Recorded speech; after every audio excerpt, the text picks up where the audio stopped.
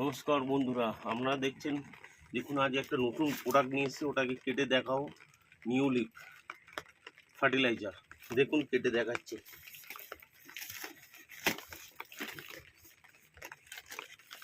এর মধ্যে সব আছে, এ থেকে জেড পর্যন্ত আছে।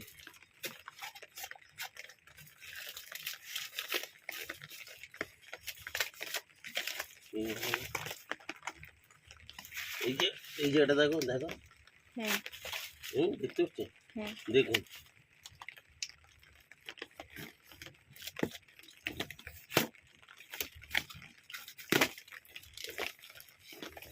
কলকাতার মধ্যে এই প্রথম ছাদ বাগানে নিউ লিফ ব্যবহার করা হচ্ছে। এর আগে কেউ কোনোদিন এই ছাদ বাগানে ব্যবহার করেনি নিউ লিফ।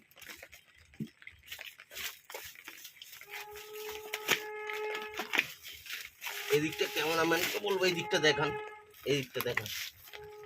দেখুন কত ফলে ব্যবহার করা যায়, কত ফলের মধ্যে ব্যবহার করা, তার মধ্যে ড্রাগনও আছে, ব্যবহার করা যায়। খুবই গাছের খুবই গ্রোথ থেকে শুরু করে ফল থেকে শুরু করে সব কাজেই ব্যবহার হয়। এর মধ্যে পোকামাকড়ও যাতে নষ্ট হয় তার জন্য এই একপুরে রেডি করা আছে এর ওষুধ। পোকা কীটনাশক থেকে যাতে নষ্ট হয়, ক্যামেরাম্যানকে বলবো দেখুন কীটনাশক, এইসব কীটনাশক থেকেও রক্ষা করা যায়। এবং খুলে দেখানো যাক। দেখুন এর মধ্যে কি করা আছে। দেখুন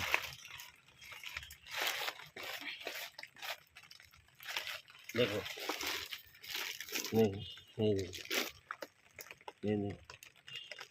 এর মধ্যে সব আছে।